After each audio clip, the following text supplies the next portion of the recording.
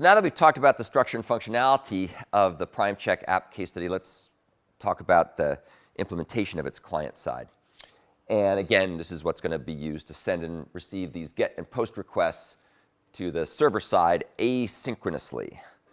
And you can get this in the same location as always, EX2 project WebFlux folder in the Live Lessons GitHub repository. So here we are in the implementation side of the house for the client.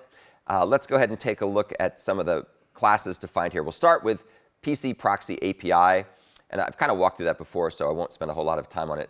This is basically the Spring 6 HTTP interface proxy definition mechanism, which is superior for various reasons, largely superior for various reasons to the way things work with retrofit. And I think it's certainly superior in terms of writing this code by hand, although you can do that if you need to. So we define checkIfPrime, which is a get method with this path, and it takes an integer strategy and an integer prime candidate, which are marked properly with the request param annotation, and it returns an integer.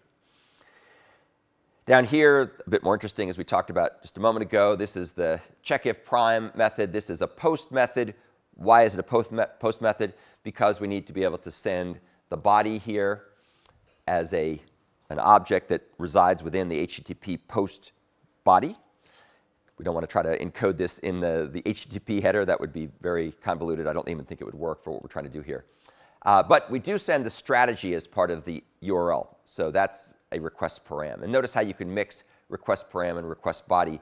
However, be aware that a couple things. If you have request param and request body, the request body needs to come at the end.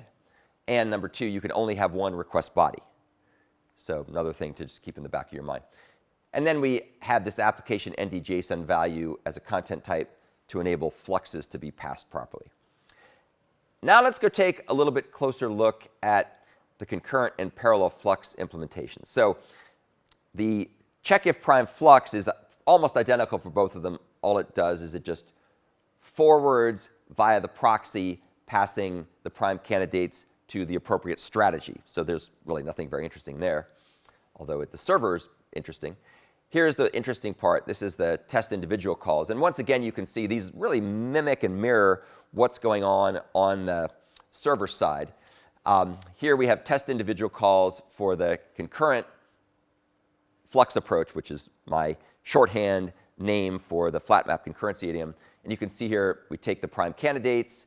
For each prime candidate in the prime candidates flux, we go ahead and use the flat map concurrency idiom to invoke the call through the proxy to the server passing in the prime candidate. And we subscribe this to run on the bounded elastic scheduler. And we have to do that again because this call can block. So we don't want this to be blocking the calling thread. Bad things will happen. And we also have to use the bounded elastic scheduler, not the one that comes with the parallel scheduler. So that's what that looks like. That shouldn't really be a big surprise. Here's the implementation for parallel flux. You can see the checkIfPrime flux call is very straightforward.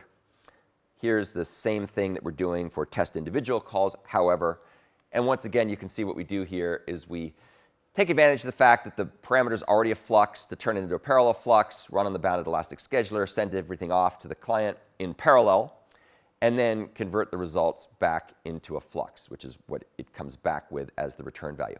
A couple of interesting things to note here. So remember that with fluxes, we're bounding, or with the schedulers we've got here, like bounded elastic scheduler, we're bounding the number of concurrent calls that could be running simultaneously. And so unlike some other examples we looked at much earlier where we were using Java structured concurrency and virtual threads to make those calls, in that case, every single call would run in a separate virtual thread. So if you had 1,000 of these things, you could start to overwhelm the number of threads. And that was not the problem. It was the number of connections that could be open to the server that became the limiting factor. So here, because we're using bounded elastic, we're not going to get that many threads, even if everybody's doing something. So we don't have to worry about using a connection pool here, whereas we did have to worry about using a connection pool when every single request was running in a separate thread. So if we had 10,000 integers to check for primality, there'd be 10,000 threads and 10,000 connections. So that didn't scale. But here we're pooling things with bounded elastic, so that's not going to be as much of a problem. OK, that is most of the client. Let's take a look at the client bean part. And again, this is something that should be familiar to you by now. This is what you have to write if you want to auto-wire your client code to work with an auto-generated proxy. So we have get PC proxy API, and you can see that get PC proxy API makes a web client that connects to the server, and then it makes a PC proxy API instance using the HTTP service proxy factory.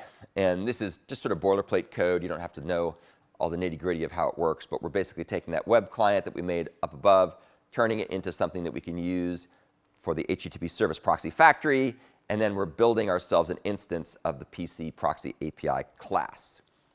So that's a nice little way to wire stuff together using beans, and of course we take advantage of that here when we auto-wire the proxies into the concurrent flux and the parallel flux classes.